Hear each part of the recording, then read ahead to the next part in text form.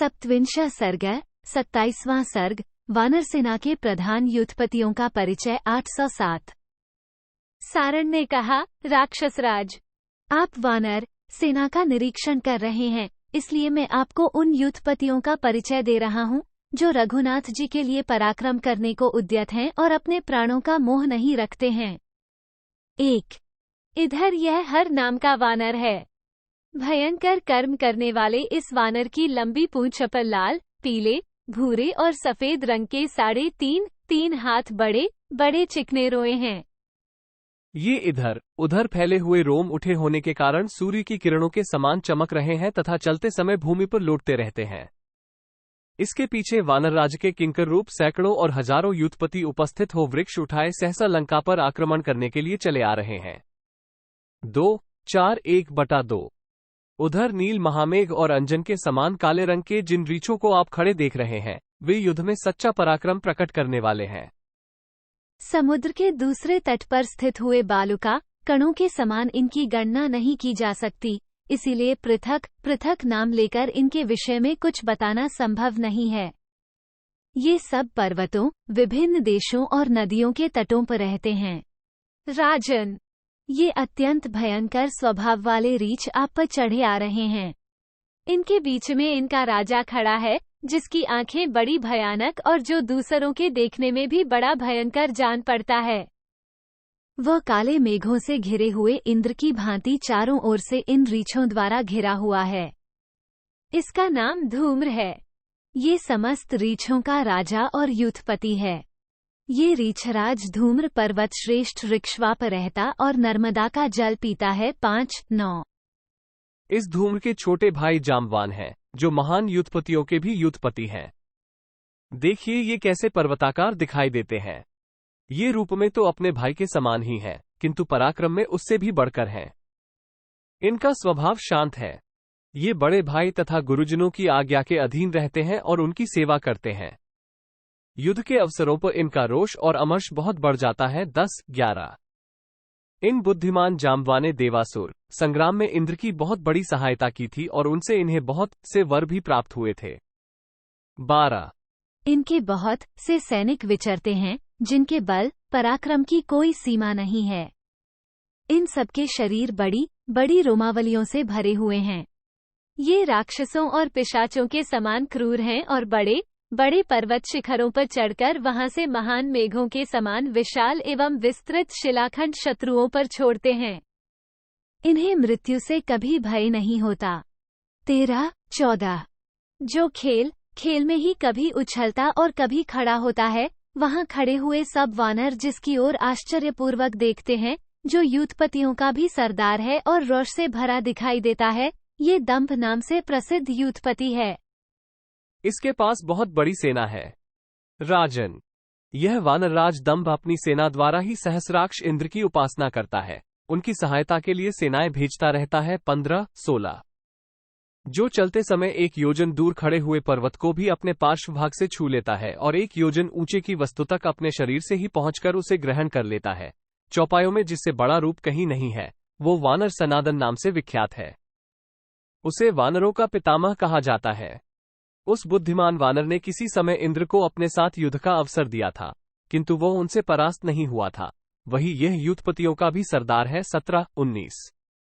युद्ध के लिए जाते समय जिसका पराक्रम इंद्र के समान दृष्टिगोचर होता है तथा देवताओं और असुरों के युद्ध में देवताओं की सहायता के लिए जिसे अग्निदेव ने एक गंधर्व कन्या के गर्भ से उत्पन्न किया था, वही यह क्रथन नामक युद्धपति है। राक्षसराज, बहुत से किन्नर जिनका सेवन करते हैं, उन बड़े बड़े पर्वतों का जो राजा है और आपके भाई कुबेर को सदा विहार का सुख प्रदान करता है तथा जिस पर उगे हुए जामुन के वृक्ष के नीचे राजाधिराज कुबेर बैठा करते हैं, उसी पर्वत पर ये तेजस्वी बलवान वानर शिरोमणि श्रीमान क्रथन भी रमण करता है।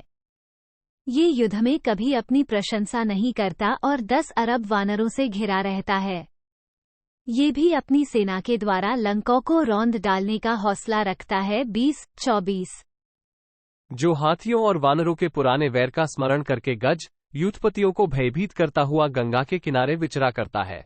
जंगली पेड़ों को तोड़ उखाड़कर उनके द्वारा हाथियों को आगे बढ़ने से रोक देता है। पर्वतों की कंदरा में सोता और जोर जोर से गर्जना करता है। वानर यूथों का स्वामी तथा संचालक है।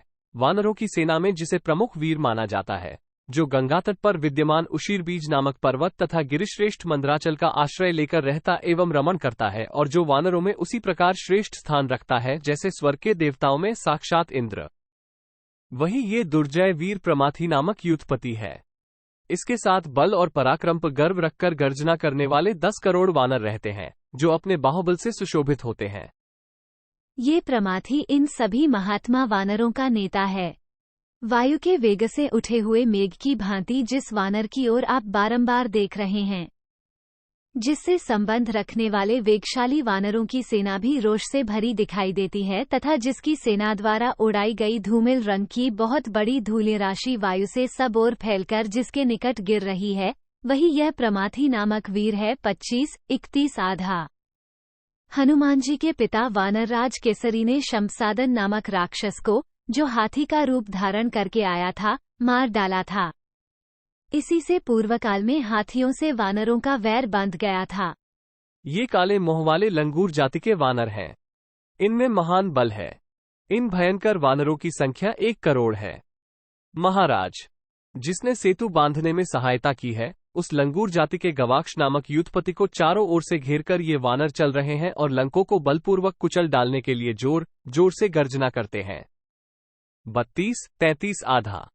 जिस पर्वत पर सभी ऋतुओं में फल देने वाले वृक्ष भ्रमरों से सेवित दिखाई देते हैं, सूर्यदेव अपने ही समान वर्ण वाले जिस पर्वत की प्रतिदिन परिक्रमा करते हैं, जिसकी कांति से वहां के मृग और पक्षी सदा सुनहरे रंग के प्रतीत होते हैं, महात्मा महर्षिगण जिसके शिखर का कभी त्याग नहीं करते हैं, जहाँ के सभी वृक्ष संपूर्ण मनोवांछित वस्तुओं को फल के रूप में प्रदान करते हैं और उनमें सदा फल लगे रहते हैं, जिस श्रेष्ठ शैल पर बहुमूल्य मधु उपलब्ध होता है, उसी रमणीय सुवर्णमय पर्वत महामेरु पर ये प्रमुख वानरों में प्रधान यूथपति केसरी रमण करते हैं। 34-37 आधा। 60,000 जो रमणीय सुवर्णमय पर्वत हैं, उनके बीच में एक श्रेष्ठ पर्वत है, जिसका नाम है सावर्णिमेरु। निष्पाप निशाचरप्ते।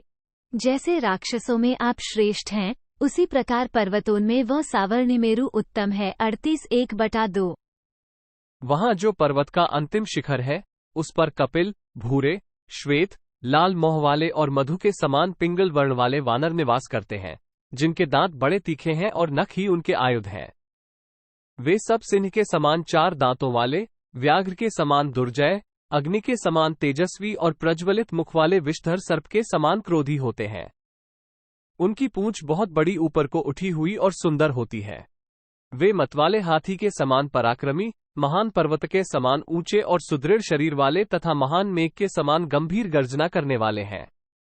उनके नेत्र गोल गोल एवं पिंगल वर्ण के होते हैं। उनके चलने पर बड़ा भयानक शब्द होता है। वे सभी वानर यहाँ आकर इस तरह खड़े हैं, मानो आपकी लंकों को देखते ही मसल डालेंगे। 39-42 आधा। देखिए, उनके बीच में यह उनका पराक्रमी सेनापति खड़ा है। ये बड़ा बलवान है और विजय की प्राप्ति के लिए सदा सूर्यदेव की उपासना करता है। राजन, यह वीर इस भूमंडल में शतबली के नाम से विख्यात है। 43-44। बलवान, पराक्रमी तथा शूरवीर यह शतबली भी अपने ही पुरुषार्थ के भरोसे युद्ध के लिए खड़ा है और अपनी सेना द्वारा लंकोपुरी को मसल डालना चाहता है। यह वानरवीर श्री रामचंद्र जी का प्रिय करने के लिए अपने प्राणों पर भी दया नहीं करता है। 45-1/2। गज, गवाक्ष, गवे, नल और नील, इनमें से एक एक सेनापति 10 करोड़ योद्धाओं से घिरा हुआ है। 46-1/2। इसी तरह विंध्य पर्वत पर निवास करने वाले और भी बहुत से शीघ्र पराक्रमी श्रेष्ठ वानर हैं, जो अधिक होने के कारण गिने नहीं जा सकते। 47। महाराज, ये सभी वानर बड़े प्रभावशाली हैं। सभी के शरीर बड़े बड़े पर्वतों के समान विशाल हैं और सभी क्षण भर में भूमंडल के समस्त पर्वतों को चूर चूर करके सब ओर बिखेर देने की शक्ति रखते हैं। 48। इत्यार्षे श्रीमद् रामायणे वाल्मीकि आदिकाव्ये युद्धकांडे सप्तविंशः सर्गः 27। इस प्रकार श्री वाल्मीकि निर्मित आर्ष रामायण आदिकाव्य के युद्धकांड में 27वां सर्ग पूरा हुआ। 27